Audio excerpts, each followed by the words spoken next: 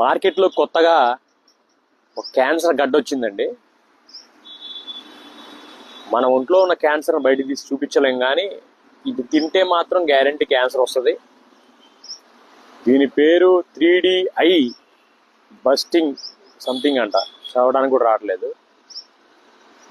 చూడండి పేర్లు, అసలు ఇది ఏమి ఉండవు దీని మీద. బస్తీల్లో చిన్న చిన్న మాస్ ఏరియాల్లో ఉన్న చిల్లర కొట్టుల్లో ఇది అమ్ముతారు, ఎక్కువ దొరుకుతుంది. చిన్న పిల్లలు ఒక 3 years 4 years 5 years 10 years లోపల పిల్లలే వీళ్ళ టార్గెట్. దీని లోపల ఎలా ఉందో చూద్దాము. దీని మీద ఏమి లేదు, అసలు ఎవరు తయారు చేస్తున్నారో, ఎవరు అమ్ముతున్నారో, ఎవరికో మళ్ళీ ఫుడ్ సేఫ్టీ వాళ్ళు ఇలాంటి ఎందుకు ఎలా చేస్తున్నారో మనకు తెలియదు. సో దీని లోపల ఏమో చూద్దాం ఒకసారి.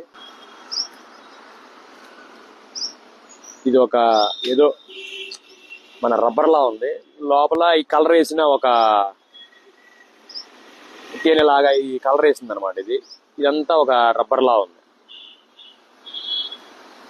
ఇది షుగర్ లెవెల్స్ పెంచిద్ది, క్యాన్సర్ రావడానికి 100% హెల్ప్ చేసిద్ది. చాలా మంది అంటున్నారు నీకు ఎందుకురా ఈ వీడియోలు ఇవన్నీ అని.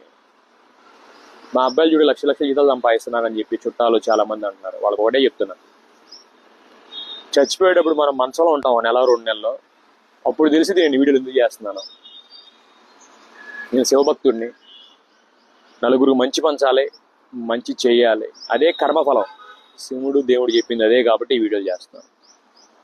ఇకపోతే అధికారులు, గవర్నమెంట్ వారు కూడా వీడి మీద చర్యలు తీసుకోవాలి, లేదంటే మన నెక్స్ట్ జనరేషన్ అంతా పాడైపోయింది.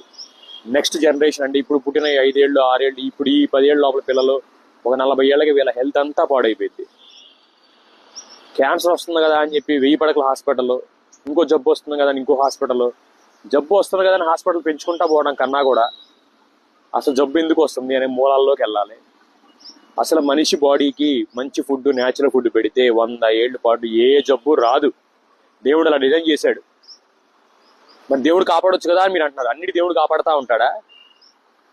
మీరు ఆయన చేతుల పనులన్నీ చేస్తున్నారు, ఆర్టిఫిషియల్ అన్నీ తింటున్నారు, చేతులన్నీ చేస్తున్నారు. ఆయన కోపం రాదా?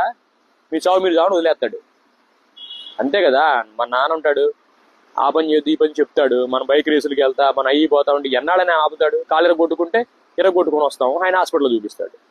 ఆయన వచ్చి రోజు కాపలాగాసి రోడ్లు ఏమంటే దాక్కొని ఏం చేయలేడు కదా. ఒకరోజు ఆపుతాడు, 2 రోజులు ఆపుతాడు. సో అలాగే మనం చేస్తున్నాం కాబట్టి ఇలాంటివి మన పిల్లల్ని, మన నెక్స్ట్ జనరేషన్ నాశనం చేసి ఇండియాలో నెక్స్ట్ జనరేషన్ లేకుండా చేస్తాయి. అర్థం చేసుకోండి.